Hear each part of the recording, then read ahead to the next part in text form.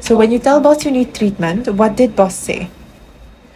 Boss talk say no treatment. You I going Bangladesh and not MRI. Okay, so no MRI gave. No MRI.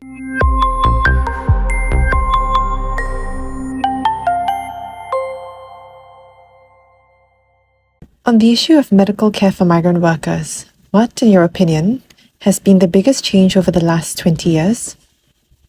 By far, it was the decision to withdraw the subsidies for migrant workers, which happened in 2007. Together with the escalating treatment costs, that impact has been huge.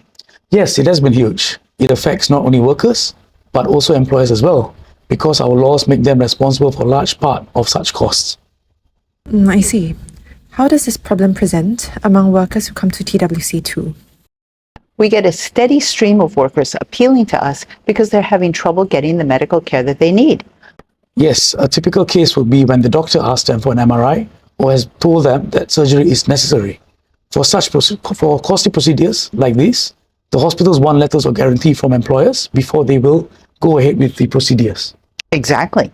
But when the worker is sent to the boss to ask for a letter of guarantee, it's often met with refusal or with a lot of foot dragging. I think one of the most important factors in the employer's reluctance to pay is that migrant workers, as foreigners, are not granted subsidies. Singapore citizens and permanent residents are all entitled to subsidies. For citizens, the subsidy can be up to 80% or even more, depending on the per capita household income, and for permanent residents, it's up to 50%.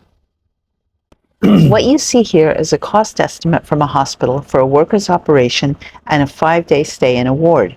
It comes to $26,000. It's really shocking how high the cost can be.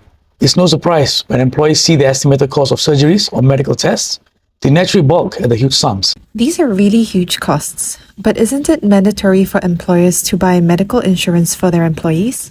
Yes, it is. But even though employers have to purchase the mandatory insurance packages, both for work and non-work related medical costs, they're still reluctant to pay these costs.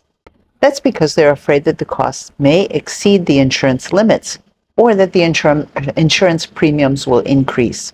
So many employers take preemptive action of repatriating the worker in order to avoid these risks. I've heard a lot of that from workers. Sending the worker home to avoid treatment in Singapore not only saves the employer from having to pay their medical costs, but also from having a record of work injuries at their worksite. So what can TWC2 do for individual cases?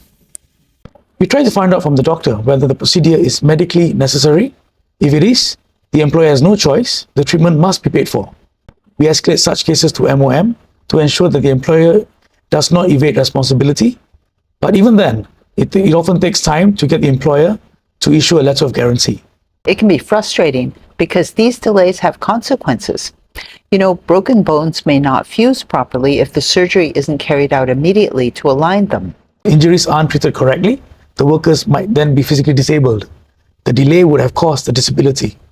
And because the system, the lack of subsidies, contributed to employers' reluctance and hesitation, we can say that we have a system which tends to hinder prompt treatment and cause loss of future earning capacity. Exactly. Boss could buy medical insurance or not? Yeah, boss buy medical insurance help. Boss not help.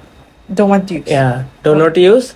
And I also boss no inform I not using insurance.